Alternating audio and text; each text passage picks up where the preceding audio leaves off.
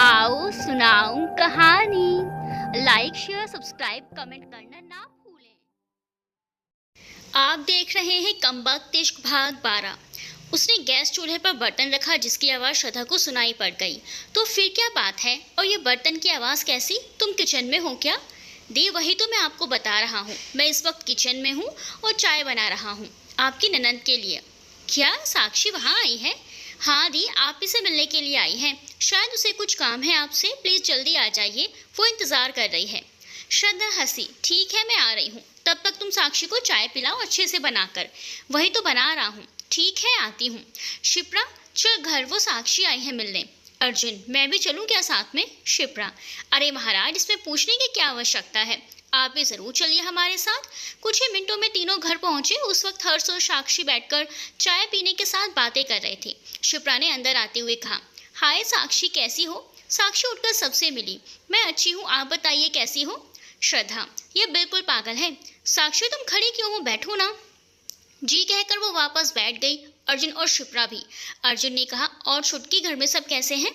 साक्षी, अर्जुन भाई, आप भी यहाँ और इन लोगों के साथ? हमारे यहाँ तो कभी कभी दर्शन देते हैं, ईद के चांद की तरह।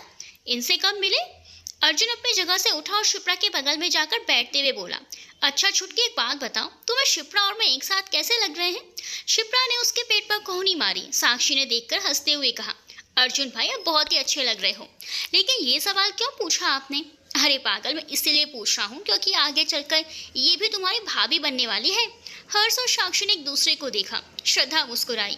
तुम सब बातें करो, मैं अभी आई कहकर वो अपने रूम में चली गई। भाई, आप सच्ची बोल रहे हो? मतलब श्रद्धा भाभी के साथ साथ में इनको भी भाभी? हाँ, बोल सकती हो, सिंपल। और इसमें शिप्रा को कोई ऑब्जेक्शन भी नहीं होगा। क्यों, सही कहा ना मैंने? हर्ष, आप तो बड़े छुपे रुस्तम निकले। नहीं, मैंने कई बार देखा तो था आप दोनों को साथ, लेकिन मुझे कभी लगा नहीं कि आप दोनों के बीच चल रहा होगा कुछ। अब आप कह रहे हैं कि मेरी दोनों दीदी साक्षी की भाभी बनने वाली है, तो मैं आपको। अर्जुन ने उसे आगे बोलने ही नहीं दिया। ऑफ कोर्स जीजा जी कहोगे, अब ज़्यादा दिन तो लगेंगे नहीं, इसलिए तुम अभी से स्टार्ट कर दो। क्या स्टार्ट कर दो बेटा? जानकी जी की आवाज़ सुनकर सबने दरवाजे की तरफ देखा। जानकी जी अपने सैंडल उतार रही थी। उन सब ने खड़े होकर उसे नमस्ते किया। अरे बच्चे, बैठ जाओ और बताओ, क्या स्टार्ट करने की बातें हो रही थी? अर्जुन की तो जैसे बोलती ही बंद हो गई। उसने अपने हथेलियों से खुद का चेहरा ढक लिया। शिप्रा भी घबरा गई। साक्षी और हर्ष अर्जुन को देखकर अपनी हंसी रोक नहीं पा रहे थे। दोनों मंद मंद मुस्कुराने लगे। हर्ष, माँ, अर्जुन भाई कह रहे थे कि मैं इन्हें जी। शिप्रा जल्दी से हर्ष की बात को काट कर बोली, आंटी, ये कह रहा था कि हर्ष ना इसे जीनियस कहना स्टार्ट कर दे। ये खुद को बड़ा स्मार्ट समझता है ना, इसीलिए। लेकिन सबको पता है ये बहुत बड़ी गलतफहमी में है और इसे गलतफहमी में जीने की आदत पड़ गई है। कभी भी किसी को लेक्चर देता रहता है बस। अभी भी इसने हर्ष को कुछ बताया और खुद को जीनियस समझ बैठा, और ये चाहता है कि हर्ष भी इसे जीनियस कहकर बुलाए। सीढ़ियों से उतरती श्रद्धा ने कहा, माँ, अर्जुन गलतफहमी में नहीं है, बल्कि सच में स्मार्ट है। तभी तो मेरी एक सहेली है ना। बातों से ही अर्जुन पर फिदा हो गई। जानकी जी, तुम्हारी कौन सहेली? वो जो कई बार आपके घर आ चुकी है, बहुत अच्छी पसंद है उसकी। अरे अर्जुन जैसा लड़का बहुत नसीब से मिलता है।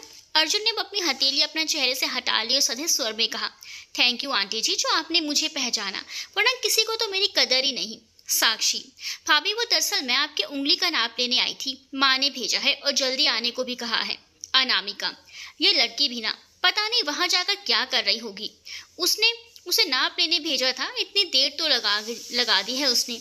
अनामिका, तो इतना क्यों गुस्सा हो रही है? साक्षी जल्दी नहीं आ रही है, इसीलिए, या तू अपनी होने वाली बहू से मिलना चाहती थी? और साक्षी चली गई। क्या दीदी, आप भी ना? साक्षी नाप लेकर चली गई। श्रद्धा ने फिर से कहा, और आपको पता है माँ, अर्जुन की जो गर्लफ्रेंड है ना, बिल्कुल झल्ली सी है, लेकिन है बहुत खूबसूरत। जानकी जी, बिल्कुल शिप्रा की तरह ही होगी फिर तो, है ना? अर्जुन, क्या आंटी, आप मेरी गर्लफ्रेंड को इससे कंपेयर बिल्कुल भी मत करना। वो इसकी तरह बिल्कुल भी नहीं है, सिर्फ हरकतें थोड़ी बहुत मिलती जुलती हैं, लेकिन वो बहुत समझदार है। और शिप्रा, शिप्रा तो एकदम पागल है, बात बात पर भूखी शेरनी की तरह हमला करती रहती है। बताइए, अपने बॉयफ्रेंड को भला कोई मारती है? नहीं ना, लेकिन ये तो पूछिए ही मत। शिप्रा गुस्से से अर्जुन को घूरने लगी, जैसे कह रही हो, रुक जाओ बच्चों, तुम्हें तो मैं बाद में बताती हूँ। पागल कहा ना तुमने मुझे, देखना अब ये पागल क्या करती है। जानकी जी, अर्जुन, लेकिन तुम्हें कैसे पता कि शिप्रा उसके बॉयफ्रेंड के साथ बिहेवियर कैसा है, या शिप्रा उसे मारती है? तुम जानते हो इसके बॉयफ्रेंड कौन है? ये सवाल सुनना था कि अब शिप्रा और श्रद्धा हंसने लगी। वो हाँ आंटी, एक बार मैं मिला था तो इसी ने बताया था और मैंने देखा भी था, ये दोनों लड़ रहे थे। मन में कितनी बार तो देख चुका हूँ, देखना क्या खा चुका हूँ। मैं ही तो वो बेवकूफ़ हूँ जो अपनी बेवकूफ़ियों से ही पिट जाता हूँ, लेकिन अच्छा लगता है, इसके हाथों की छुअन सुकून सा देती है। शिप्रा, आज तुम यहीं रुक जाओ ना, देखो सुजीत अंकल भी घर में नहीं है, तो यहाँ रहोगी तो मुझे भी अच्छा लगेगा। श्रद्धा ने उसे रोकते हुए कहा। ओके, मैं चलता हूँ, अर्जुन खड़ा होते हुए बोला। हर्ष ने उसके साथ ही बाहर निकल कर कहा, अच्छा जल्दी ही बनने वाले दूसरे जीजा जी, अब एंगेजमेंट में मुलाकात होगी आपसे फिर। शाम को मीरा उदास सा चेहरा लेकर फिर से युवराज के रूम में आई। मीरा का चेहरा देखकर युवराज ने उससे पूछा, क्या हुआ मीरा, तुमने अपना मुंह क्यों लटकाया हुआ है? और तुम तो आज रात अपने फ्रेंड की बर्थडे पार्टी में जाने वाली थी ना, तो फिर अब तक यहीं पर हो, गई क्यों नहीं तुम? बिल्कुल सही बोल रहे हो तुम युवराज, मैं रामगढ़ से दिल्ली अपने फ्रेंड की बर्थडे पार्टी अटेंड करने ही आई हूँ, लेकिन तुम होटल में अकेले और मेरी वजह से तुम्हें चोट भी लगी है, इसलिए तुम्हें छोड़कर जाने का मन नहीं किया। अगर तुम्हें किसी चीज़ की ज़रूरत है तो मुझे बता सकते हो मीरा, मैं मैनेज कर सकता हूँ। देखो अभी भी ज़्यादा देर नहीं हुई है तो तुम जा सकती हो पार्टी में, प्लीज़ तुम मेरी चिंता मत करो। ऑलरेडी मेरा मूड ऑफ है, जिन लोगों से मेरी मीटिंग है वो दुबई से आने वाले हैं, लेकिन वहाँ बारिश की वजह से उनकी फ़्लाइट कैंसिल हो गई है। पता नहीं ये मौसम कब क्लियर हो और वो लोग दिल्ली आ पाएँ। तुम्हारा मूड भी ठीक हो जाएगा, चलो ना पार्टी में प्लीज़। मैं जानती हूँ तुम्हें चोट लगी है, पर प्लीज़ डांस ना सही लेकिन बैठकर देख तो सकते हो ना। युवराज ने लाख मना किया, लेकिन फिर भी मीरा ने उसे अपनी बातों में उलझाकर किसी तरह से मनाकर पार्टी में ले जाने के लिए तैयार कर ही लिया।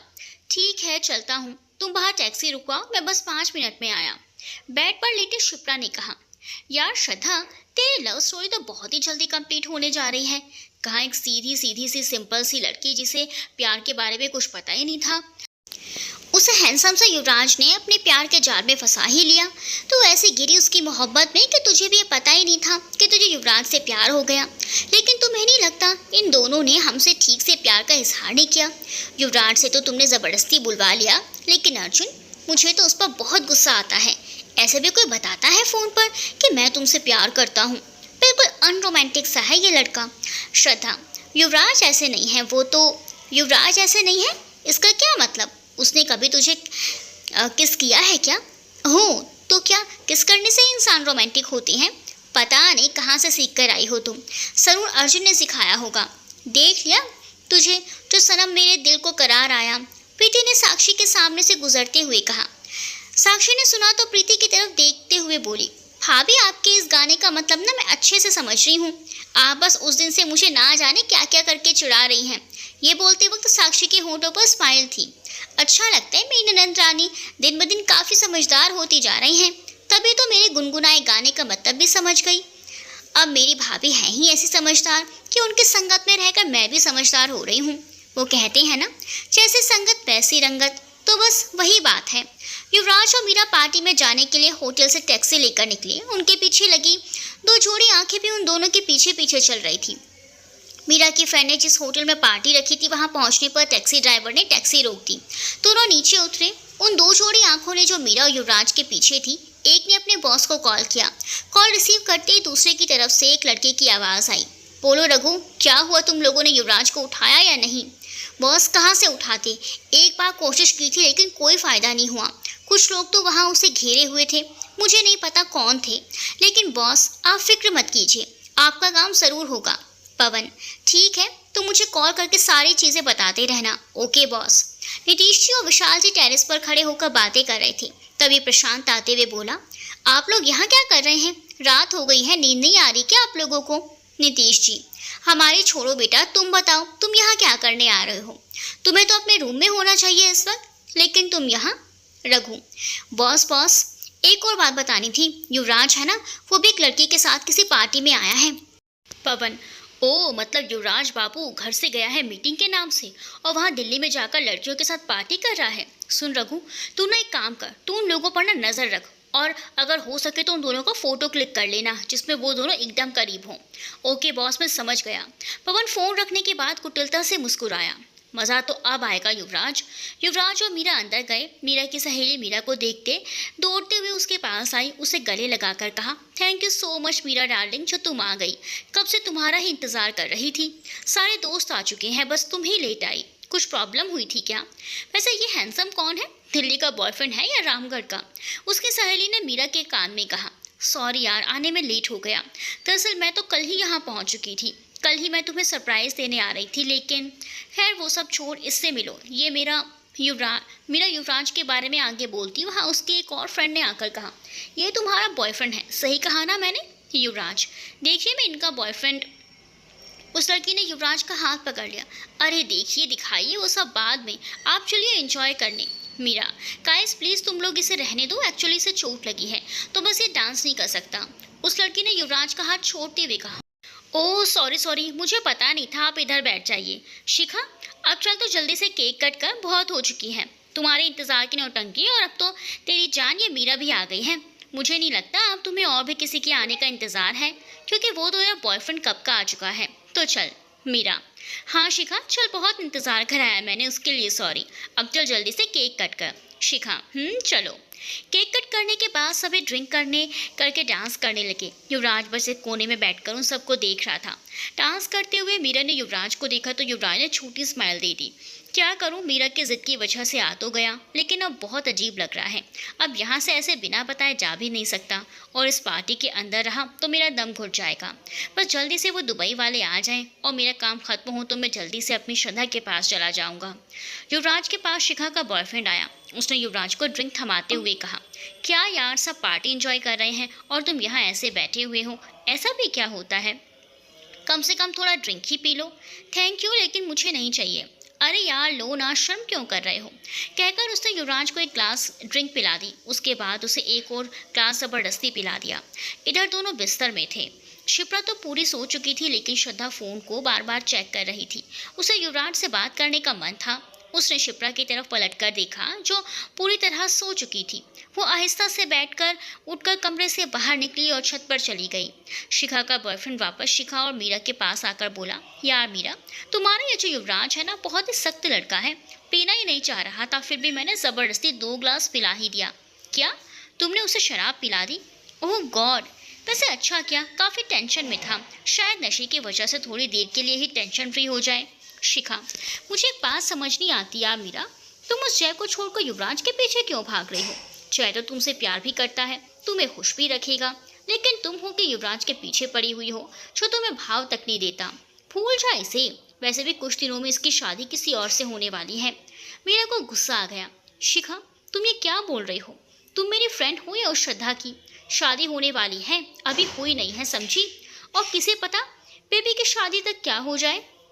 शिखा, क्या कहीं तो कुछ उल्टा सीधा तो नहीं करने वाली? मीरा ने शिखा के कंधे पर अपनी कोहनी टिकाकर कहा। शिखा डार्लिंग, युवराज में तो कुछ बात ही अलग है, वरना मैं इसके लिए इतना क्रेजी नहीं होती।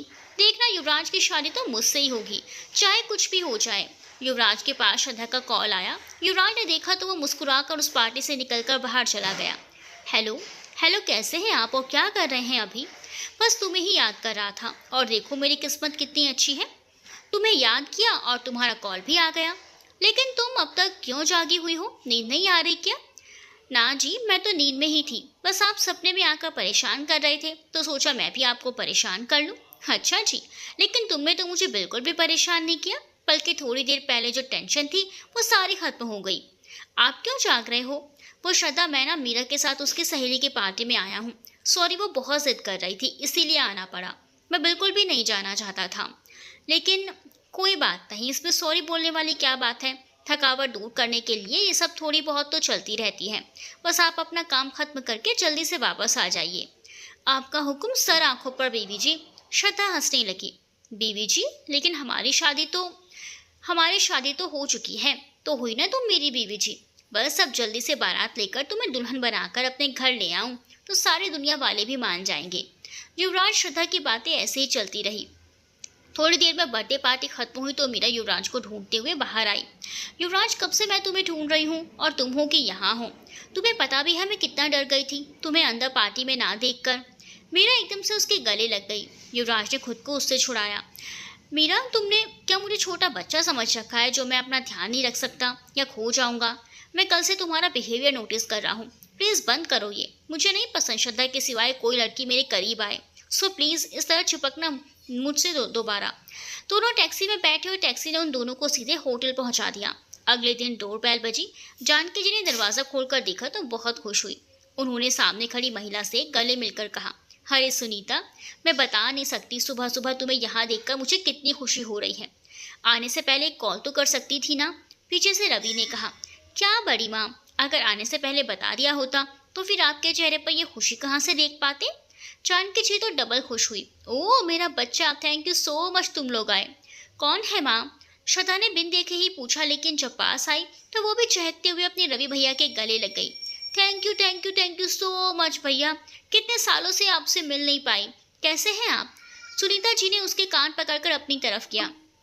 तुम्हें सिर्फ अपने रवि भैया की याद आई, अपनी मासी की नहीं? क्या मासी आपको याद ना करूं? ऐसा भी तो कभी हो सकता है क्या? पहले आपको याद करती हूँ, उसके बाद रवि भैया को। और मुझे? रवि के पीछे से किसी ने कहा। रवि साइड हुआ तो पीछे वाली आगे आकर खड़ी हो गई। बाकी सब श्रद्धा को देख रहे थे। रवि हंसते हुए बोला, अरे छुटकी, ये तेरी भाभी है, ऐसे क्या देख रही है? हमारे शादी में तो तुम आई ही नहीं थी, फिर पहचानोगी कैसे? श्रद्धा ने उसके भी पाँव छुए। सॉरी भाभी, मेरा ना बड़ा मन था आपसे मिलने का, लेकिन क्या करूं, शादी में आ ही नहीं पाई। जानकी जी, अच्छा आप बस अंदर चलो, वरना लोग देखकर बौरा जाएंगे कि हम लोगों ने दरवाजे पर मेला क्यों लगाया हुआ है। आज अनामिका जी ने, रीना जी ने ज्वेलरी वाले को घर बुलाया था। सभी बैठकर वही देख रहे थे। ज्वेलर, भाभी आप लोग ये वाला देखिए, ये नया डिज़ाइन है, काफ़ी खूबसूरत है, आप लोगों को ज़रूर पसंद आएगी। नरेन वहाँ आकर बैठ गया और वहाँ रखे सारे गहने के ऊपर नज़र डालकर बोला, मॉम, क्या ये सब ज्वेलरी भाभी के लिए सेलेक्ट किए जा रही हैं? हाँ, तुम्हें क्या लगा ये सब हम बारातियों को बांटने के लिए ले रहे हैं? माँ, इनमें छांटने की क्या ज़रूरत है? मेरी दोनों भाभियाँ इतनी खूबसूरत हैं कि ज्वेलरी पहनने से इनकी खूबसूरती नहीं निखरेगी, बल्कि अगर इन्होंने जिस ज्वेलरी को पहन लिया उसकी खूबसूरती में चार चांद लग जाएंगे। नरेन ने प्रीति की तरफ देखकर स्माइल करते हुए कहा, नरेन भाई, आप इस बात से तो मैं बिल्कुल भी एग्री करती हूँ। हमारी भाभियाँ हैं ही इतनी ब्यूटीफुल, अगर किसी को यकीन ना हो तो देख ही सकते हैं। साक्षी एक हार को प्रीति के गले में सेट करके दिखाते हुए बोली, अच्छा श्रद्धा, मैं चलती हूँ, पापा भी आने वाले होंगे। शिप्रा ने जब हॉल में सबको साथ बैठे हुए देखा तो वो बस ऐसे ही खड़ी रही। श्रद्धा अपनी जगह से उठी और शिप्रा को लाकर अपने पास बैठा लिया। श्रद्धा, इनसे मिलो, ये है मेरी मासी, ये सुरभि भाभी, और ये मेरे रवि भैया, और भैया ये मेरी बेस्ट फ्रेंड है शिप्रा। ओ, तो आप हैं श्रद्धा की प्रिय रवि भैया। आपको पता है भैया कितनी तारीफ करती है श्रद्धा आपकी। रवि ने अपना कॉलर उठाते हुए कहा, अब मैं हूँ ही तारीफ के काबिल। सभी हंसने लगे। अच्छा श्रद्धा, मैं चलती हूँ। बाय आंटी, बाय रवि भैया, बाय भाभी, आपसे मिलने दोबारा आऊँगी। Bye everyone. सुरभि, वैसे श्रद्धा तुम्हारे भैया भी कम नहीं है, हमेशा तुम्हारी बातें किया करते हैं। मेरी बहन ऐसी है, मेरी बहन वैसी है। इनकी बातों की वजह से ही मैं तुमसे मिलने के लिए और ज़्यादा बेचैन थी। आज मिलकर लग रहा है तुम्हारे भैया तुम्हारे बारे में बिल्कुल भी झूठ नहीं बोल रहे थे। हर्ष, भाभी, क्या भैया ने सिर्फ श्रद्धा दी के बारे में बताया आपको? ये नहीं बताया कि वहाँ आपका एक देवर भी है प्यारा सा? अरे बताया ना, मेरा एक देवर भी है, बिल्कुल बच्चों की तरह मुंह फुलाने वाला। रवि भैया ने आपको मेरे बारे में ऐसा क्या कहा? जाओ, मैं किसी से बात नहीं करता, स्पेशली रवि भैया से, आपसे नाराज़ हूँ। युवराज ने अर्जुन को कॉल किया। दूसरी तरफ से अर्जुन बोला, युवराज, ये क्या बात हुई? तुम्हें चोट लगी है और तुमने मुझे बताना तक ज़रूरी नहीं समझा, या क्या अब तो मुझे भूलने लगा है? ओए, ये तू क्या बोल रहा है? तुझे भूल जाऊं, ये तो मुमकिन ही नहीं है। मैंने तुम्हें इसीलिए नहीं बताया क्योंकि मैं नहीं चाहता था कि तू मेरी इतनी सी चोट के बारे में सुनकर भागा भागा दिल्ली पहुंच जाए, क्योंकि मैं जानता हूँ तू मुझसे बहुत प्यार करता है। अच्छा, चोट कैसे लगी? युवराज ने उसे सब कुछ बता दिया, उस चोट से लेकर रात के पार्टी तक की बात। अर्जुन को ये सुनकर बहुत गुस्सा आया उस मीरा पर। यार, ये लड़की पागल पागल है क्या? जब उसे पता है कि तुझे चोट लगी है तो फिर पार्टी में ले जाने की क्या ज़रूरत थी? युवराज, अच्छा तो गुस्सा मत हो, मैंने तुम्हें कुछ काम देने के लिए कॉल किया है। अर्जुन, ठीक है बताओ। युवराज ने अर्जुन को क्या करना है और कैसे करना है वो सब कुछ समझाया और मुस्कुरा दिया। समझ गया ना तुझे क्या करना है? ठीक है, मैं सारा इंतज़ाम कर दूंगा, बस तू जल्दी से घर आ जा। दोनों ने इतनी ही बात की और फ़ोन डिस्कनेक्ट कर दिया। सुरभि, अच्छा श्रद्धा, आपकी शादी अरेंज मैरिज है या लव मैरिज? हमारी लव मैरिज हो रही है। सुरभि, ओ तभी मैं सोचूं मेरी प्यारी ननद इतनी उछल क्यों रही है। जरा अपने होने वाले उनकी कोई तस्वीर तो दिखाइए, हम भी देखें आखिर दिखते कैसे हैं जो हमारी स्वीट सी श्रद्धा को उसके इश्क हो गया। भाभी मेरे पास ना उनकी एक भी फोटो नहीं है। लो कर लो बात, लव है, मैरिज हो रही हो, तुम्हारे पास उनकी एक भी तस्वीर नहीं है। कमाल करती हो तुम भी। भाभी अक्सर तो उन्हें सामने से देख ही लेते हैं ना, तो कभी तस्वीर की ज़रूरत ही नहीं पड़ी और ना ही मैंने कभी ये सोचा कि उनकी पिक ले लूँ। आप उनसे इंगेजमेंट पे ही मिल लेना, और वैसे भी 2 दिन ही तो बचे हुए हैं हमारी इंगेजमेंट होने में। आपने कोई रास्ता भी तो नहीं छोड़ा इसके सिवाय। अब तो सगाई में ही मुलाकात होगी उनसे। आज शिप्रा के पापा हैदराबाद से वापस घर लौट आए। शिप्रा उन्हें रिसीव करने के लिए खुद ही एयरपोर्ट पहुंच चुकी थी। जैसे ही वो फ्लाइट से उतरे, वो दौड़ते हुए जाकर उनके गले लग गई। पापा I miss you so much. I miss you too मेरा बच्चा। मैंने भी तुम्हें बहुत ज़्यादा मिस किया, लेकिन मैं तुमसे नाराज़ हूँ, वो गाड़ी का दरवाज़ा खोलते हुए बोले। शिप्रा भी ड्राइविंग सीट पर बैठ गई। उसने अपनी सीट बेल्ट लगाते हुए बड़े प्यारे छोटे की बच्चे की तरह मुंह बनाकर कहा, पापा एक तो मैं आपको यहाँ रिसीव करने के लिए खुद आई हूँ और आप नाराज़ हो रहे हो, क्यों? इसीलिए ही तो नाराज़ हो रहा हूँ। क्या ज़रूरत थी खुद आने की, किसी ड्राइवर को भेज देती। देखो इस वक्त इतनी धूप है, अगर धूप की वजह से मेरी बेटी के प्यारे से मुखड़े पर निशान हो गए तो, या वो मुरझा गई तो। वेरी फनी पापा। आज दुबई वाले क्लाइंट से युवराज की मीटिंग हो ही गई। मीटिंग के बाद वो बहुत खुश था। वो तो अब बस जल्दी से उड़कर अपने शहर जाना चाह रहा था, इसीलिए उसने होटल के रूम में जो उसका सामान था जल्दी से समेटकर निकलने लगा। जब वो मीरा के रूम के बाहर पहुंचा तो उसके कदम वहीं ठिठक गए। मीरा किसी से हंस हंस कर बात कर रही थी। तुम्हें क्या लगता है मैं युवराज को इतनी आसानी से अपने हाथ से जाने दूंगी? कभी नहीं। उसे होना तो मेरा ही पड़ेगा। प्यार से तो मानेगा नहीं, क्योंकि उसके दिमाग में श्रद्धा नाम के प्यार का भूत सवार है। लेकिन धीरे धीरे वो भी उतर जाएगा। अगर श्रद्धा जिंदा ही नहीं रही तो उसका प्यार भी खत्म हो जाएगा, जिससे मैं युवराज को आसानी से पा सकती हूँ। फोन में दूसरी तरफ से आवाज आई, मीरा तुम पागल हो, ये तो मुझे पता है, लेकिन तुम एक लड़के के लिए उस मासूम लड़की को जान से मार दोगी, ऐसा मैंने कभी सोचा ही नहीं था। मासूम और वो लड़की? उसे अच्छी तरह से पता था मैं युवराज से कितना प्यार करती हूँ। मैंने उसे कई बार प्यार से समझाया, डराया भी, लेकिन वो है कि पीछे हटने को तैयार ही नहीं। तो फिर तुम ही बताओ मैं उसके साथ क्या करूं? कोई और रास्ता ही नहीं छोड़ा है उस मासूम लड़की ने। दरवाज़ा लॉक नहीं था, इसलिए युवराज ने हल्का सा धक्का दिया और सीधे उसके अंदर रूम के अंदर चला गया। किसी के पैरों की आवाज़ सुनकर मीरा ने पलट कर देखा। सामने युवराज को खड़ा देखकर मीरा के जैसे होश ही उड़ गए। उसकी आगे की बातें गले में अटक गई। हाथ से फोन छटक कर फर्श पर गिर पड़ा, जिसमें से अभी भी आवाज़ आ रही थी। कोई लड़की हंस रही थी। यार मीरा, तुम करने के बारे में सोच रही हो ना, वो बहुत रिस्की है। तुम एक मुजरिम बन जाओगी। फिर युवराज को पाने का क्या मतलब अगर पुलिस को पता चल गया और उन्होंने तुम्हें जेल में बंद कर दिया? मीरा, युवराज वो मैं बस ऐसे ही, ये लड़की कुछ भी बोल रही है। देखो जैसे तुम सोच रहे हो ना, तुमने जो भी सुना है वो सब झूठ है। युवराज की लाल हो चुकी आंखें ही इस वक्त ये बताने के लिए काफ़ी थी कि उसे कितना ज़्यादा गुस्सा आ रहा है मीरा के ऊपर। उसने युवराज का हाथ पकड़ लिया। युवराज पहले बैठो, मैं तुम्हें सब समझाती हूँ, आखिर बात क्या है। युवराज ने उसको जोर का एक थप्पड़ मारा, और थप्पड़ कितना भारी था यह मीरा के गाल को देखकर कोई भी आसानी से समझ सकता था। युवराज ने गुस्से से कहा, क्या समझाओगे तुम मुझे? मैं सब सुन चुका हूँ। तुम खुद अपने कानों से जब तुम अपने किसी दोस्त को सारी बातें बता रही थी, तुम्हारी हिम्मत भी कैसे हुई श्रद्धा के बारे में ऐसा सोचने की? अगर उसे थोड़ी सी खरोंच भी आई ना, तो मैं उस इंसान का क्या हाल करूँगा कि सोच भी नहीं सकता। मैं तुम्हें आज तक अपने दोस्त समझता रहा और तुम मेरी ही खुशियों को तबाह करने की प्लानिंग कर रही थी। उसने मीरा को उंगली दिखाते हुए कहा, मेरी श्रद्धा को कुछ भी नुकसान पहुंचाना तो याद रखना। इतना कहकर वो दरवाजे की तरफ बढ़ा। मीरा आगे बढ़कर उसका हाथ पकड़ते हुए बोली, युवराज मेरी बात सुनो, तुमने जो कुछ भी सुना वो सब झूठ है, सब बकवास है। तुम पहले बैठो, हम आराम से बात करते हैं। युवराज ने उसका हाथ झटक दिया। तुम कैसी लड़की हो मीरा? एक तो तुम मुझे अपना दोस्त कहती थी और ऊपर से मेरे पीठ पीछे मेरे खिलाफ साजिश कर रही हो तुम। ये तो दोस्ती के लायक ही नहीं हो। अब से हमारी दोस्ती खत्म, और हाँ, मेरी श्रद्धा के आसपास भी भटकना मत। मीरा रोने लगी। उसने युवराज के आगे हाथ जोड़कर गिड़गिड़ाते हुए कहा, युवराज मैं मानती हूँ मैं श्रद्धा को अपने रास्ते से हटाना चाहती थी, लेकिन तुम यकीन करो मेरा, मैं उसे कभी जान से नहीं मार सकती। इतनी पत्थर दिल नहीं हूँ मैं युवराज, नहीं हूँ मैं। वैसे कुछ नहीं करूँगी, प्लीज़ तुम दोस्ती मत तोड़ो प्लीज़। वैसे जो कुछ भी श्रद्धा ने से कहा मैं उस सब के लिए सॉरी हूँ, प्लीज़ मुझे माफ़ कर दो। युवराज आगे कुछ नहीं बोला। आगे बढ़कर उसने दरवाज़ा खोला और निकल गया। एक टैक्सी बुक करके वो एयरपोर्ट चला गया। उसने घर में किसी को भी कॉल करके ये नहीं कहा कि वो वापस आ रहा है। टैक्सी ड्राइवर ने उसे एयरपोर्ट के बाहर छोड़ा। युवराज ने उसे पैसे दिए और अपना सामान पकड़ा। वो आगे बढ़ ही रहा था कि अचानक सामने से एक गाड़ी ने आकर उसको टक्कर मार दी। उसकी आंखों के आगे अंधेरा छा गया। जब उससे संभला नहीं गया तो वो गिर पड़ा और बेहोश हो गया।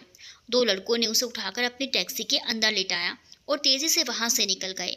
उस टैक्सी के जाने के बाद एक शख्स ने देखा वहां एक पर्स और फोन गिरा पड़ा है।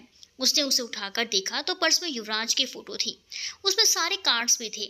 उस शख्स ने सोचा, ये शायद उस घायल इंसान का है। इसमें उसकी ज़रूरत की चीज़ें भी हैं, उसे कभी भी ज़रूरत पड़ सकती है। उसने उस पर्स को उठाया और उस टैक्सी तक पहुंचाने के चक्कर में अपनी गाड़ी फुल स्पीड से उसके पीछे लगा दी। कुछ ही देर में उसकी गाड़ी उस टैक्सी के पीछे थी, लेकिन उसने टैक्सी वाले लोगों पर जख्मी लड़कों को हॉस्पिटल लेकर जाने की बजाय कहीं और ही लेकर जा रहे थे। उसने भी अपनी गाड़ी उस टैक्सी के पीछे कर ली। हॉस्पिटल का रास्ता तो इस तरफ है, लेकिन ये लोग इसे किधर लेकर क्यों जा रहे हैं? इधर से शॉर्टकट रास्ता है क्या हॉस्पिटल जल्दी पहुंचने के लिए? दोपहर के वक्त खाना खा रही श्रद्धा के मुंह में निवाला अटक गया। पास में बैठी सुरभि ने उसे पानी दिया, लेकिन वो फिर से खांसने लगी। रवि, श्रद्धा तुम ठीक हो? श्रद्धा ने अपना सिर हाँ में हिलाया। उन लोगों ने एक गैरेज के अंदर ले जाकर अपनी टैक्सी रोक दी। उस आदमी ने भी अपनी गाड़ी वहां लाकर रोक दी। ये टैक्सी तो सही सलामत है, तो फिर इसे गैरेज में ले जाने का क्या मतलब हुआ? जरूर बात कुछ और है। उस आदमी की हालत भी ठीक नहीं है, खून भी बह रहा था। कहीं ये लोग कुछ गड़बड़ ना कर दें। वो गाड़ी से उतरा और गैरेज के गेट तक से झांक कर देखा तो उसकी आंखें बड़ी हो गई। वो दोनों लड़के उसे उठाकर अंदर ले जा रहे थे। उसने कुछ सोचा और आसपास देखने लगा। कुछ मिला तो नहीं, लेकिन वहां सामने से गुजर रही एक लड़की को उसने आवाज़ दी। वो लड़की रुक गई। एक्सक्यूज़ मी, क्या आप मुझे अपने बालों में लगाया हुआ एक पिन दे सकती हैं? प्लीज़, इट्स इमरजेंसी, कहकर हाथ फैला दिया। उस लड़की को थोड़ा अजीब लगा वो शख्स। उस लड़की ने उसे ऊपर से नीचे तक घूरा। शरीफ घर का ही लग रहा है, होगा कोई बहुत ही ज़रूरी काम। उस लड़की ने अपने बालों से एक पिन निकालकर उस शख्स के हाथों में थमा दिया और वहां से चलती बनी। वो जल्दी से अपनी गाड़ी के पास वापस आया और अपने गाड़ी के एक टायर को उस पिन से चुभोकर खुद ही पंचर कर दिया। उसके बाद वो गैरेज के अंदर जाकर बोला, भैया मेरी गाड़ी पंचर हो गई है, क्या आप इसे जल्दी से ठीक कर सकती हैं? मुझे बहुत जल्दी में कहीं जाना है। उस गैरेज में एक ही आदमी था, यानी जो लोग युवराज को लेकर अंदर गए थे उन्हें मिलाकर कुल 3 लोग। गैरेज वाले ने कहा, चलिए आप गाड़ी दिखाइए, मैं ठीक कर देता हूँ। उस लड़के ने कहा, भैया मेरी गाड़ी बाहर ही है, आप जाकर देखिए ना, मुझे बहुत धूप लग रही है तो मैं यहीं बैठता हूँ, तब तक आप टायर बदल दो। कितना समय लगेगा? गैरेज वाला, 10 मिनट में हो जाएगा भाई, आप बैठो। जैसे ही वो गैरेज वाला बाहर गया, वो लड़का उठा और उस गैरेज के अंदर वाले रूम में झांक कर देखने लगा। वो कोई और नहीं, पवन के लोग थे। रघु ने पवन को फ़ोन पर कहा, बॉस आपका काम हो गया है, आपके भाई यानी कि युवराज बाबू अब हमारे पास हैं, अब आप बेफिक्र रहिए। और हाँ एक बात, ये घायल है क्योंकि अभी अभी इसका एक्सीडेंट हुआ है, क्या पता ये ऐसे ही पड़ा रहा तो बचे या ना बचे, अभी भी इसके सर से खून बह रहा है। पवन, देखो तुम लोग उसे अभी किसी अस्पताल में लेकर जाकर मरहम पट्टी करवाओ। मरहम पट्टी तो अब मैं करूँगा तुम दोनों की, वो भी बहुत अच्छी तरह से। दरवाजे को एक लात मारकर वो अंदर आते हुए बोला। रघु ने उस पर हंसते हुए कहा, तू अकेला और हम 2, क्या बिगाड़ लेगा हमारा? वो भी हंसने लगा और उन दोनों के पास जाकर दोनों के कॉलर पकड़कर उठाया। अबे ओ उल्लू, तुमने क्या मुझे ऐरा गैरा समझ रखा है? अपने कॉलेज में बॉक्सिंग चैंपियन रह चुका हूँ मैं। ज़्यादा बहस ना करते हुए उसने दोनों को मारकर हाथ पैर तोड़ दिए और अर्जुन को कंधों पर उठाकर बाहर ले आया। जो आदमी उसकी गाड़ी ठीक करने गया था उसने कहा, सर जी आपकी गाड़ी मैंने ठीक कर दी है। सर जी ये लड़का कौन है? इसे तो वो लोग लाए थे और आप लेकर जा रहे हो। उसने अपनी जेब से पैसे निकाल कर देते हुए कहा, ये तुम्हारे काम के पैसे, और हाँ दोबारा ऐसे बदमाशों का साथ दिया ना तो उन्हीं की तरह तुम्हारे भी हाथ पैर तोड़ दूंगा। उसकी बात सुनकर वो मैकेनिक डर गया, क्योंकि युवराज को कंधे पर उठाने वाला शख्स बिल्कुल युवराज की ही तरह था। अच्छी खासी बॉडी बना रखी थी उसने, दिखने में भी बिल्कुल युवराज के जैसा था। उसने जल्दी से बाहर आकर युवराज को गाड़ी में लेटाया और बिना देर किए हॉस्पिटल लेकर पहुंच गया। हॉस्पिटल में एडमिट करने के बाद वो ऑपरेशन थिएटर के बाहर बैठ गया। शाम हो चुकी थी। अभी तक युवराज को होश नहीं आया था। डॉक्टर एक दूसरे से बात करते हुए रूम की तरफ जा रहे थे। इस एक्सीडेंट वाले पेशेंट की हालत बहुत ख़राब है।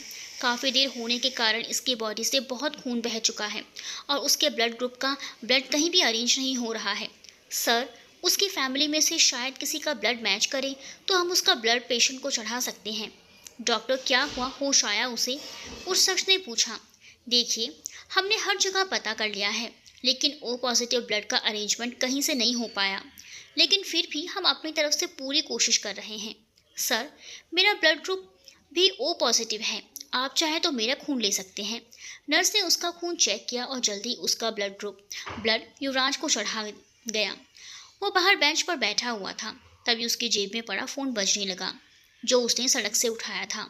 उसने देखा स्क्रीन पर बीवीजी लिखा हुआ था। ओह, लगता है इसी का ही फ़ोन है और इस पे तो कॉल भी आ रही है। इसकी शादी भी हो चुकी है। शायद उठाऊं या नहीं। उसके सोचते ही उंगली थोड़ी सी ही टच हुई और इधर से आवाज़ आने लगी। युवराज, ये क्या है? मैं कब से आपका फ़ोन ट्राई कर रही हूँ, लेकिन आप कोई जवाब ही नहीं देते। अरे, कम से कम बता देना चाहिए ना कि कैसे हैं, कितनी परेशान हूँ मैं, ये सोच सोच कर कि आप फ़ोन रिसीव क्यों नहीं कर रहे। आखिर प्रॉब्लम क्या है? देखिए, मेरा नाम राघव है।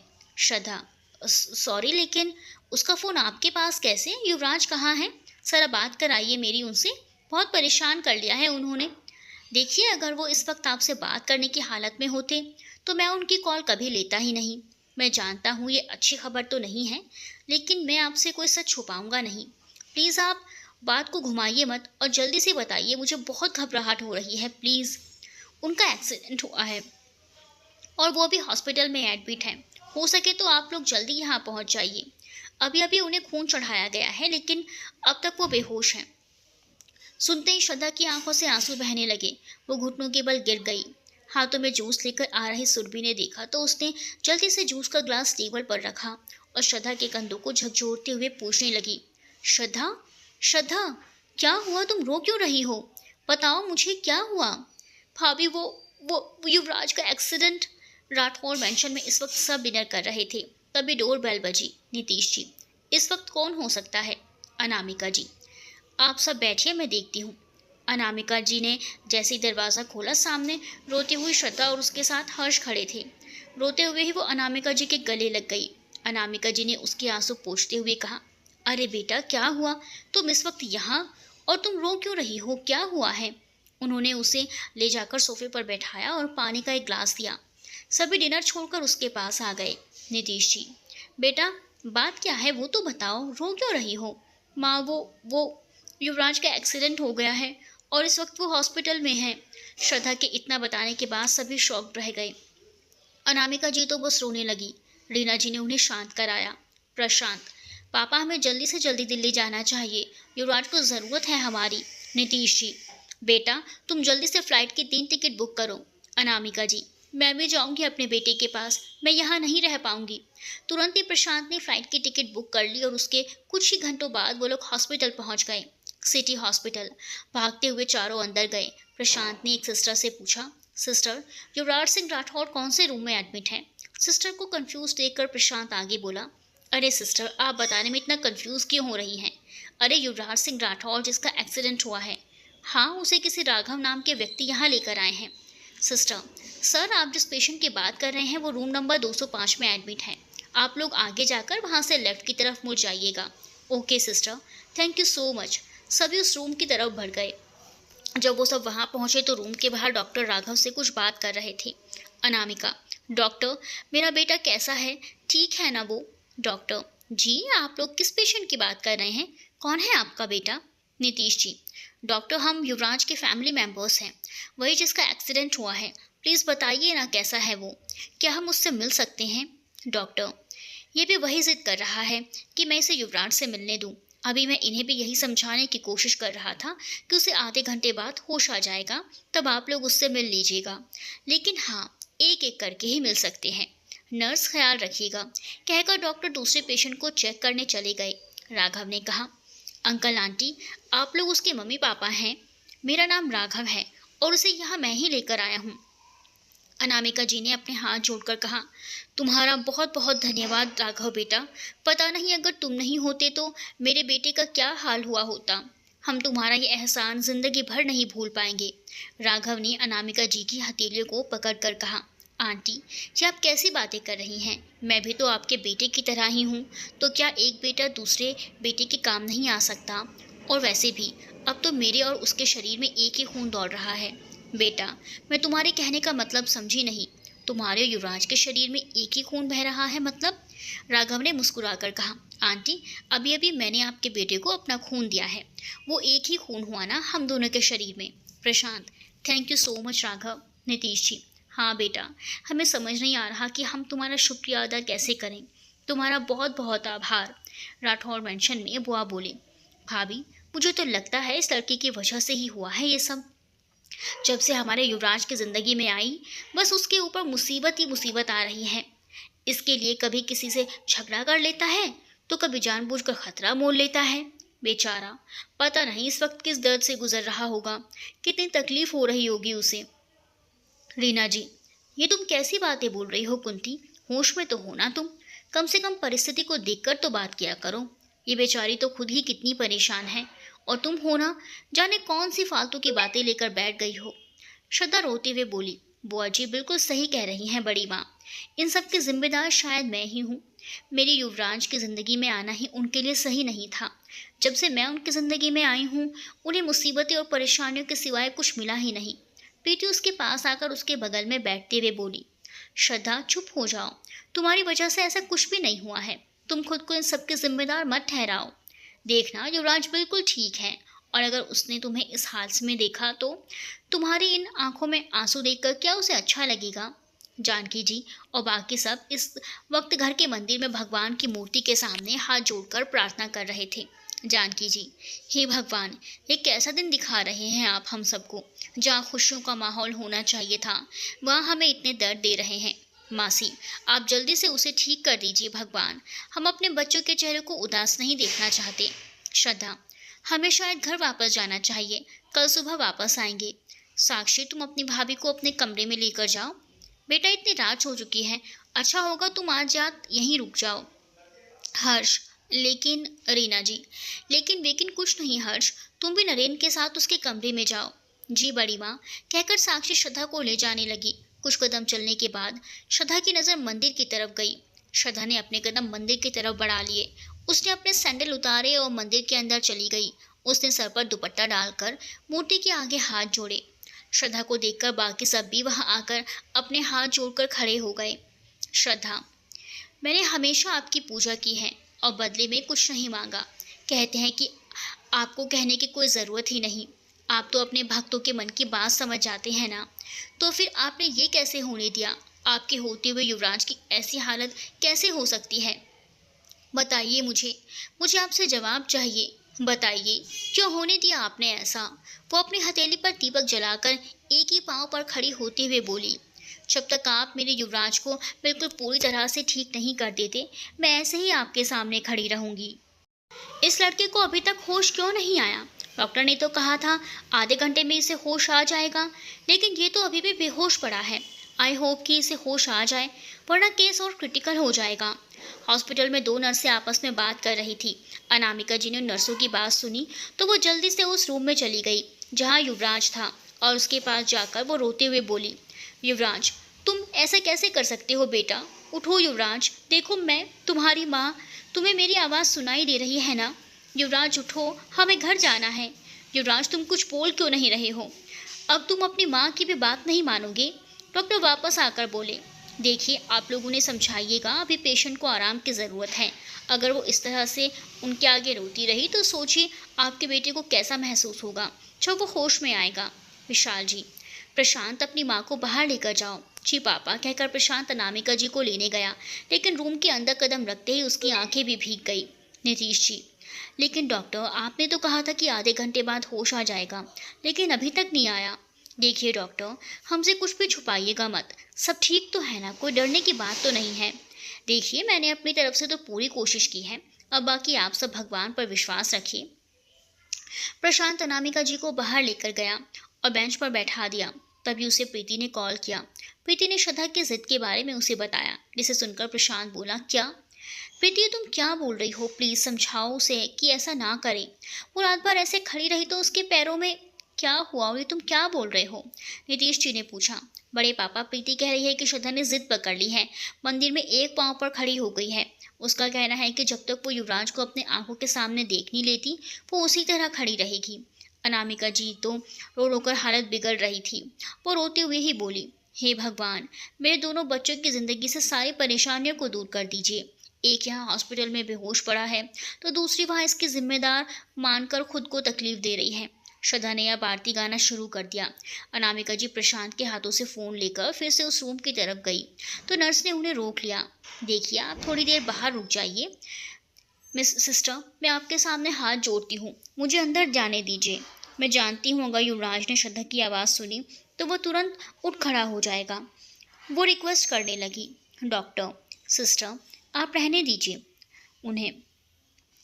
अनामिका जी उस फ़ोन को लेकर युवराज के पास बैठ गई और फ़ोन का स्पीकर ऑन कर दिया। युवराज, सुन रहा है ना तू?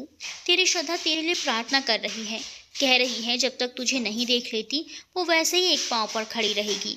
युवराज, उसके लिए तो अपनी आंखें खोल दो बेटा, वो तुमसे बहुत प्यार करती है, घर में तुम्हारा इंतज़ार कर रही है। जैसे ही श्रद्धा का गाना बंद हुआ युवराज की उंगलियों ने हरकत की, लेकिन अनामिका जी ने देखा नहीं और अपने आंसू को पोंछते हुए बाहर निकल गई। लगभग 11 बजे एक नर्स आकर बोली, अब आप उन सब से मिल सकते हैं, उन्हें होश आ गया है। सबके चेहरे पर मुस्कान आ गई और सभी युवराज के पास पहुंचे। प्रशांत ने कॉल करके ये बात प्रीति को बता दी। प्रीति, श्रद्धा, युवराज को होश आ गया है। देखो, अब तो तुम दिया अपनी हथेली से उतार दो। तुम्हारी विनती और हम सब की प्रार्थनाओं को भगवान ने सुन लिया। युवराज को होश आ गया है। श्रद्धा, युवराज, माँ, पापा, बड़े पापा, भैया, आप सब यहाँ? मैं बस आ ही रहा था आपके पास। राघव, चलो बढ़िया है कि तुम होश में तो आ गए हो। बस तुम्हें सही सलामत देखना चाहता था, इसीलिए ही रुका हुआ था। लेकिन चूंकि अब तुम देख ही सकते हो, तुम्हारे पास तुम्हारी फैमिली है, तो मुझे अब चलना चाहिए। मेरी माँ भी घर में परेशान हो रही होगी। युवराज, तुम कौन हो? राघव, लो, ये बढ़िया बात है। मतलब एक तो मैंने कितनी मुश्किल से तुम्हारी जान बचाई और ये महाशय मुझे इतनी जल्दी ही। तुम कौन हो? वाह, सॉरी, मेरी आदत है, मैं किसी से ऐसे ही बात करता हूँ। मेरा नाम राघव सक्सेना है। मैं ही तुम्हें हॉस्पिटल लेकर आया था, लेकिन मुझे समझ नहीं आ रहा तुम्हारे एक्सीडेंट के बारे में के बाद 2 लोगों ने तुम्हें किडनैप क्यों कर लिया था। वो तो एक्सीडेंट वाली जगह पर मुझे तुम्हारा पर्स और फ़ोन मिला था और उसी को लौटाने ही आ रहा था कि मैंने देखा वो लोग तुम्हें हॉस्पिटल के बजाय कहीं और लेकर जा रहे थे। युवराज हल्का मुस्कुराया।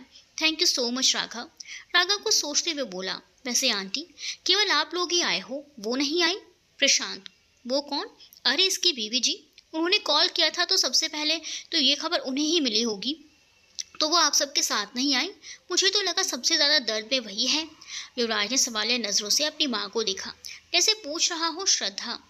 श्रद्धा, नीतीश जी, उसने बहुत जिद की थी आने के लिए, लेकिन तुम ही बताओ, हम तुम्हारी माँ को संभालते या श्रद्धा को? अनामिका जी, युवराज, मुझे जल्दी से वहाँ पहुँचना होगा, क्योंकि जब तक श्रद्धा तुझे देख नहीं लेती वो अपनी जिद नहीं छोड़ेगी। राघव, वाह, लगता है बहुत ज़्यादा प्यार है दोनों मियाँ बीवी के बीच। सभी हंसने लगे तो राघव ने कहा, अरे मैंने कुछ गलत बोल दिया क्या जो आप लोग हंस रहे हो? श्रद्धा, यही नाम है ना युवराज तुम्हारी बीवी का? युवराज अपनी नज़रें चुराने लगा तो अनामिका जी बोली, बेटा, इन दोनों की शादी हुई नहीं है, बस होने वाली है।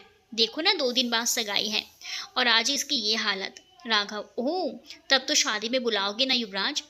आज मैं बच पाया हूँ तो सिर्फ तुम्हारी वजह से राघव। तुमने मेरी नहीं, हम दोनों की ज़िंदगी बचाई है, तो तुम्हारा आना तो बनता है। हमारी शादी में ज़रूर आना। मैं तुम्हें पर्सनली इनवाइट कर रहा हूँ। अरे मैं तो मजाक कर रहा था, लेकिन मैं सच में कह रहा हूँ, हमें इंतज़ार रहेगा तुम्हारे आने का। कुछ देर बाद डॉक्टर आते हुए बोले, इस वक्त पेशेंट को पूरे आराम की ज़रूरत है और आप लोग इसे ले जाने की जिद कर रहे हैं, तो मैं भी उम्मीद करता हूँ कि आप सब मिलकर उसका पूरा ध्यान रखेंगे और कोई भी परेशानी होने नहीं देंगे। प्रशांत, बिल्कुल डॉक्टर, हमारे घर में इतने सारे लोग हैं, हम सब मिलकर इसका पूरा ख्याल रखेंगे, लेकिन अभी इसका जाना भी ज़रूरी है, आप समझिए बात को। ओके, आप लोग ले जा सकते हैं। कोई भी बात हो तो मुझे कॉल करके बता दीजिएगा। Vishal ji, thank you doctor, thank you so much. सुबह जब शिप्रा को ये बात पता चली तो वो तुरंत ही श्रद्धा के पास पहुंची। आंटी, श्रद्धा कहाँ है? वो ठीक तो है ना? मुझे जैसे ही युवराज के बारे में पता चला तो मैं दौड़ी दौड़ी यहाँ आ गई। कहाँ है वो? शिप्रा बेटा, श्रद्धा और हर्ष को कल रात ही युवराज के घर चले गए थे। पता नहीं उसने खुद का क्या हाल बना लिया होगा। बस वहीं जा रहे हैं हम लोग भी। श्रद्धा के हाथों में दर्द होने लगा, लेकिन वो अपनी जगह से हिली तक नहीं। एक एक करके उसके सभी घरवाले वहाँ पहुँच चुके थे। सबने श्रद्धा से बहुत कहा, बेटा अपने से छोड़ दो, युवराज अब ठीक हो गया है। लेकिन वो कहाँ मानने वाली थी। वो तो बस अपने युवराज की आवाज़ सुनकर ही मानेगी। तभी उसे महसूस हुआ जैसे उसके ठीक बगल में कोई और भी आकर खड़ा हो गया है। श्रद्धा, क्या तुम इतनी ज़िद्दी हो गई हो कि मेरी बात भी नहीं मानोगी? क्या ज़रूरत थी खुद के हाथ जलाने की? कितना दर्द हो रहा होगा। कहते हुए उसके बगल में खड़ा शख्स उसके हथेली से दिया उतारने लगा। कौन है ये शख्स, अंदाज़ा लगा सकते हैं आप?